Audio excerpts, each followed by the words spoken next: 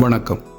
உபனிஷதங்கள் அறிவோமா அப்படிங்கிற தொடரில் நாம் தொடர்ந்து கிட்டத்தட்ட ஒரு 9 பதிவுகளை இதுவரையிலும் பார்த்துருக்கிறோம். உபனிஷதங்களில் முக்கியமான ஒன்றான கேன உபனிஷதம் குறித்து நான் உங்களுக்கு இந்த 9 பதிவுகளிலும் சொல்லியிருக்கிறேன். இதுதான் கேன உபனிஷதத்தோட இறுதி பதிவு, 10வது பதிவு. இந்த பதிவில் நம்ம முந்தைய பதிவில் 9வது பதிவில் என்ன பார்த்தோம் அப்படின்னா, கேன உபனிஷதத்தின் கடைசி அத்தியாயத்தில் இருக்கக்கூடிய மந்திரங்களில் முதல் 6 மந்திரங்களை பார்த்திருந்தோம். இப்போ 7வது மந்திரத்தை பார்க்க போகிறோம். 7வது மந்திரம் என்ன அப்படின்னா, சீடனும் குருவும் பேசிக்கொள்வது போல இருக்கும். சீடன் என்ன கேட்பார் அப்படின்னா, ஆன்ம அனுபூதி, அதாவது ஆன்மாவை பற்றிய முழுமையாக அறிந்து கொள்வதற்கான 3 மந்திரங்கள் இருக்குதுன்னு குரு சொல்லியிருப்பார். அப்போ சீடன் கேட்பார், எனக்கு அந்த 3 மந்திரங்களையும் எனக்கு சொல்லுங்கள் அப்படின்னு சொல்லி சீடன் கேட்பார். குரு சொல்வார், இதுவரை அந்த ஆன்மாவை அறிந்து கொள்வதற்கான ரகசிய அறிவையே உனக்கு சொன்னேன். ஆன்மாவை எப்படி தியானிப்பது என்பது பற்றியும் உனக்கு இதுவரைக்கும் நான் சொல்லியிருக்கேன், இன்னும் தொடர்ந்து சொல்கிறேன் அப்படின்னு தான் அந்த 7வது மந்திரம் தொடங்கும். என்ன செய்யணும் அப்படிங்கிறத குரு உபதேசிப்பார். அவர் அவருடைய சமஸ்கிருத அறிவினாலோ புலமையாலோ இதை தெரிஞ்சிக்க முடியாது அப்படின்னு சொல்லி சொல்லுவாங்க. ஏன்னா ஒரு ஆன்ம அனுபூதிங்கிறது நம்ம சமஸ்கிருத புலமை இருந்தாலோ இல்லை மொழி புலமை இருந்தாலோ அதை தெரிஞ்சிக்க முடியாது. படிக்க முடியும் அந்த வார்த்தைகளை, ஆனால் அனுபவம் மூலமாக மட்டும்தான் ஆன்ம அனுபூதியை பெற முடியும். எனவே தான் ஆன்ம அனுபூதியை அனுபவம் உள்ளவர்கள் அல்லது அதை அனுபவிக்க வேண்டும், ஆன்ம அனுபூதியை பெற வேண்டும்ங்கிற எண்ணம் இருக்கிற யாராலும் அதை பெற முடியும் அப்படின்னு சொல்லி இந்த உபனிஷதம் சொல்லுகிறது.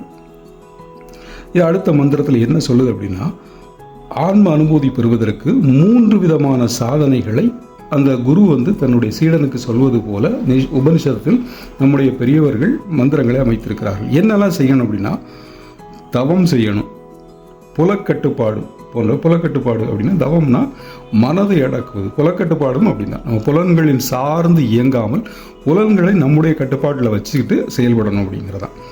வேத பாராயணம் செய்யணும். வேத பாராயணம்னா வேதத்தை படிப்பது. வேதத்தில் படிக்க மனம் தெளிவு வரும். வேதம்ங்கிறது என்னென்னா உபனிஷதங்கள் அடங்கி உயர்ந்த கருத்துக்கள் அடங்கி தான் வேதம். நம்ம ஏற்கனவே பார்த்துருந்தோம். இப்போ அதை பாராயணம் செய்யும்போது மனம் தெளிவு வரும்.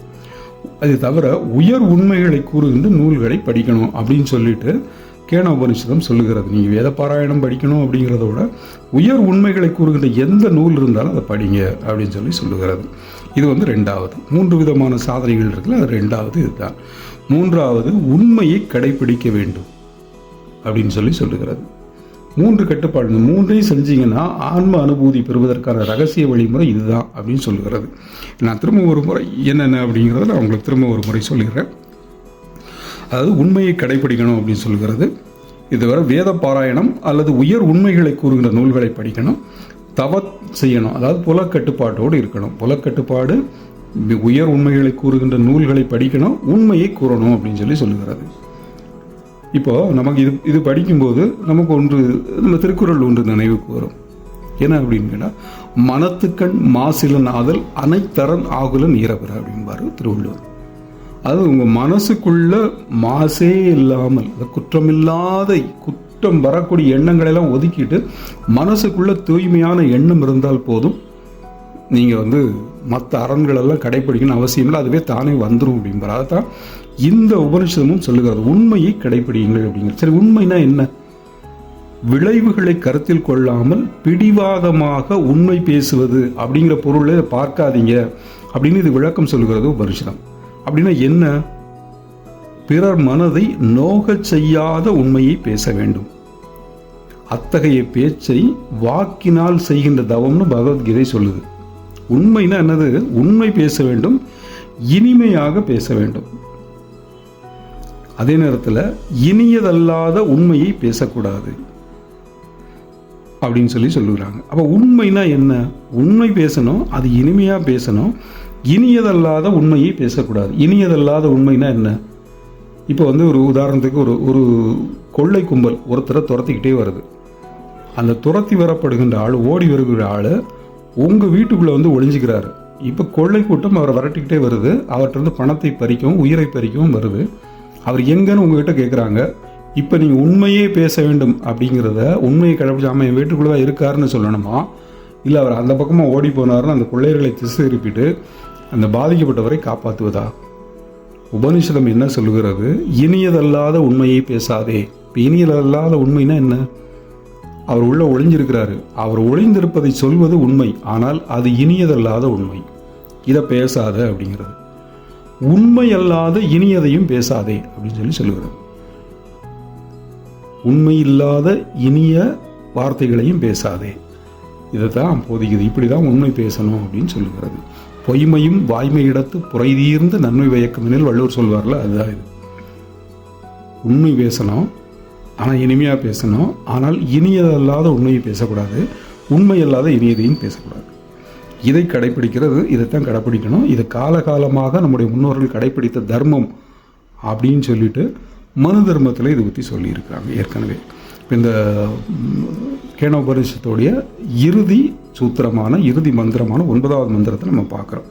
9வது மந்திரம் என்ன சொல்லுகிறது அப்படின்னா, இதுவரையிலும் கூறிய சாதனைகள் எல்லாம் அறிந்து அவற்றை உறுதியாக கடைப்பிடித்து தெய்வத்திடம் பிரார்த்தனையுடன் வாழ்பவன் ஆன்ம அனுபூதி பெறுகிறான், ஆன்ம உணர்வில் நிலை பெறுகிறான் அப்படின்னு சொல்லி உபனிஷதம் நிறைவு பெறுகிறது. எனவே இந்த உபனிஷதம் நமக்கு காட்டுகின்ற வழிமுறைகள் என்ன அப்படின்னு கேட்டால், உண்மையை பேசணும், அதே நேரத்தில் மனக்கட்டுப்பாட்டோடு இருக்கணும். மனக்கட்டுப்பாடுங்கிறது நம்முடைய இந்திரியங்கள் புலக்கட்டுப்பாட்டோடு இருக்கணும். உயர் உண்மைகளை கூறுகின்ற நூல்களை படிக்கணும். இதை தொடர்ந்து செய்தோம்னா நம்ம ஆன்ம அனுபூதியை பெற முடியும், அதற்கான வழிமுறைகளை கடைப்பிடிக்க முடியும் சொல்லிட்டு இந்த உபனிஷதம் கேன உபனிஷதம் நமக்கு சொல்லியிருக்கிறது. தொடர்ந்து 10 அத்தியாயங்களாக கேன உபனிஷதம் நம்ம சொல்லிகிட்டே வந்திருக்கிறோம். தொடர்ந்து நீங்கள் இதை ஒரு முறை பாருங்கள். நீங்களும் ஆன்ம அனுபூதி பெற்று உங்களை வாழ்க்கையில் ஒரு உயர்ந்த நிலைக்கு உங்களை நீங்களே அறிவில் மேம்பட்டவர்களாக, ஆற்றலில் மேம்பட்டவர்களாக, வாழ்க்கையில் எதையும் சாதிக்க வல்லவர்களாக மாற்றிக்கொள்வீர்கள் என்று நான் நம்புகிறேன். உங்களுக்கு ஆண்டவன் எல்லா அருளும் புரியட்டும். இன்னொரு நல்ல செய்தியோடு உங்களை மீண்டும் சந்திக்கிறேன். நன்றி, வணக்கம்.